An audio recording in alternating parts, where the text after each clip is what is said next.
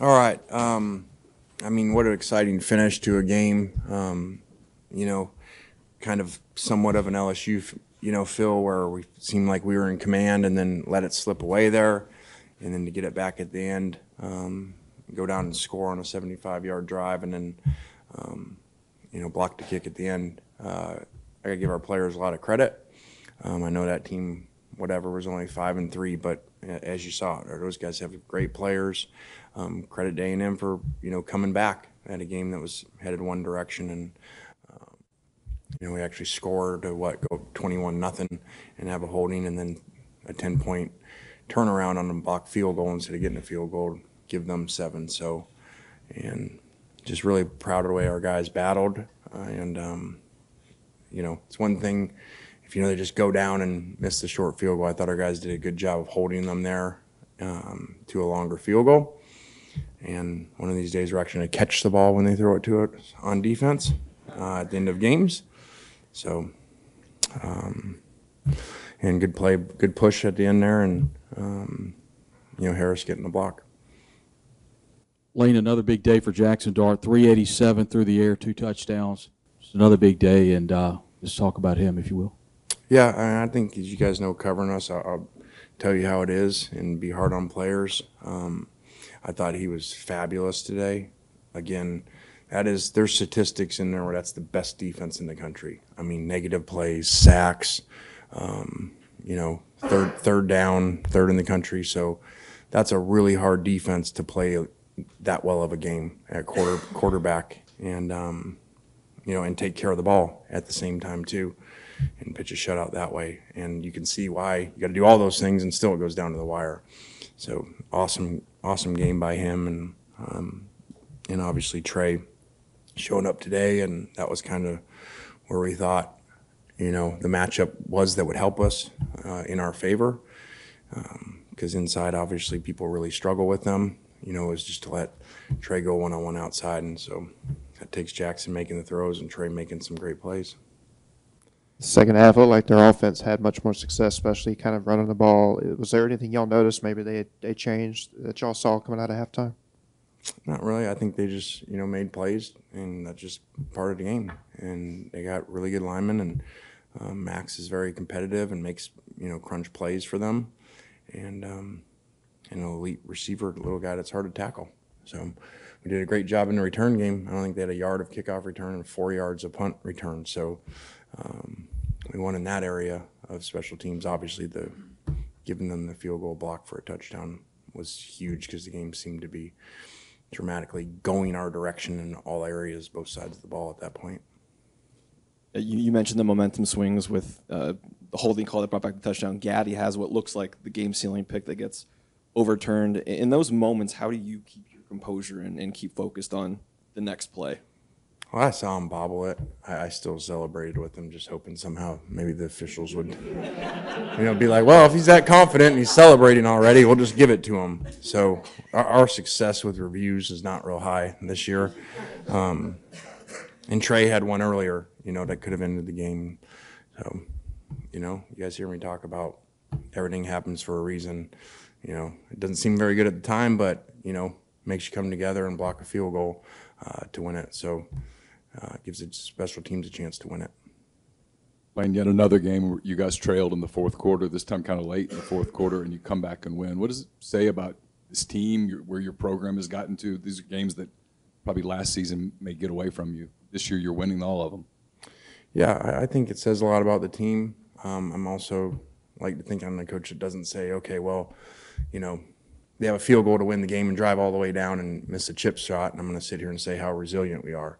I really do think our players played really well today, overcame adversity in areas. It's unusual to have a 10-point swing on one play. So I just thought a lot of credit to them, how they handled it and handled the waves of the game. And I really do feel like our offense knew they were going to score.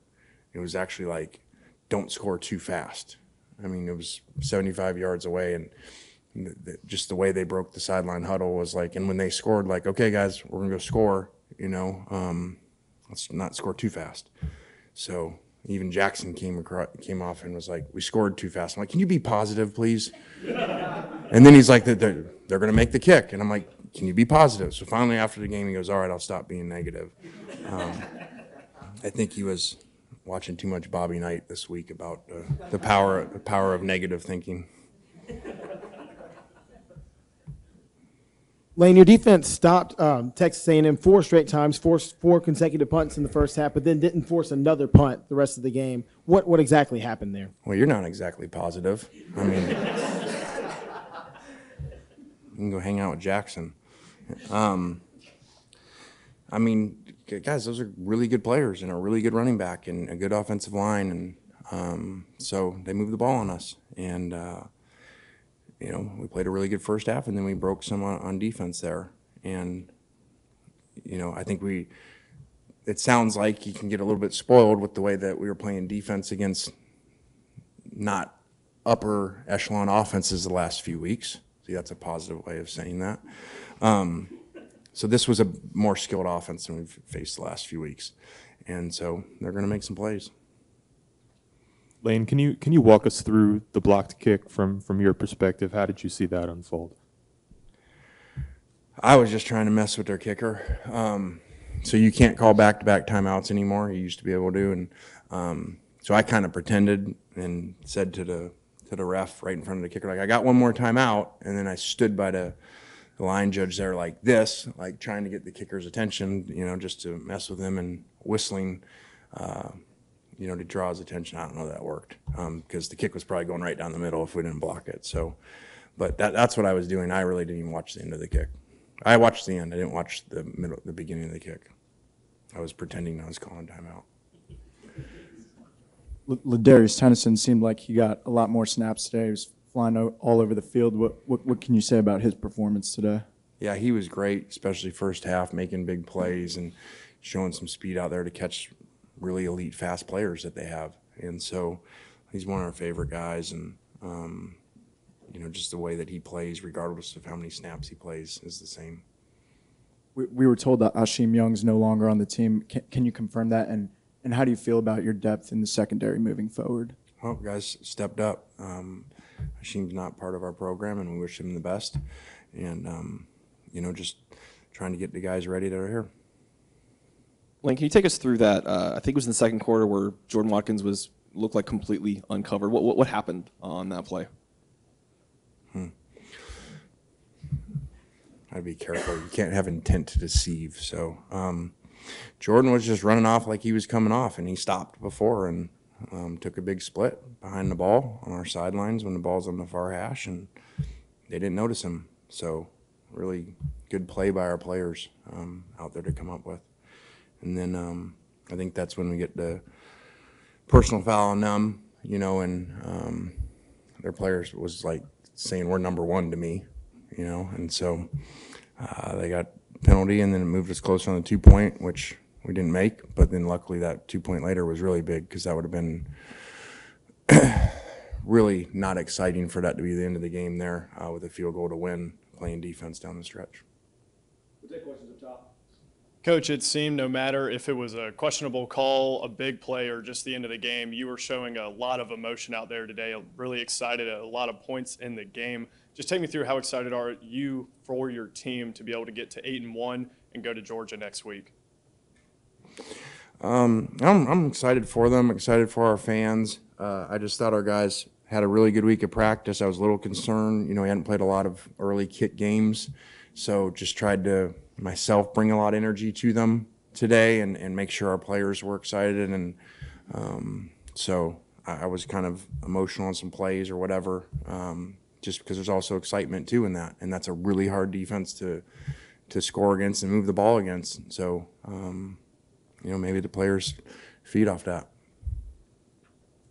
Lane, you might have had some fans a little nervous in this game, but can you talk about just how difficult it really is in the SEC to go 8-1 and week in and week out play these tough games and tough opponents?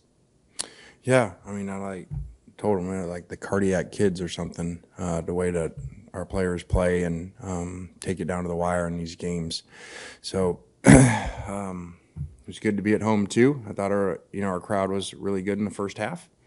and helped us with a couple false starts also. You mentioned the fans. Let's talk about how it has really turned around this year. The Vaught was full in the fourth quarter. Those last 2 seconds, they seem to have hope in your team. How does that make you feel as head coach? Good. I mean, kind of like when a player plays good, we kind of expect that. I would hope that, these type of games get people excited. And whatever you said, to go 8-1 is pretty cool. And that's a lot of, whatever that makes, 19-2 or something. The last 21 games here is really neat. And then undefeated SEC home schedule in this season. So a lot of cool memories this year in here. Any other questions down low? All right, thanks.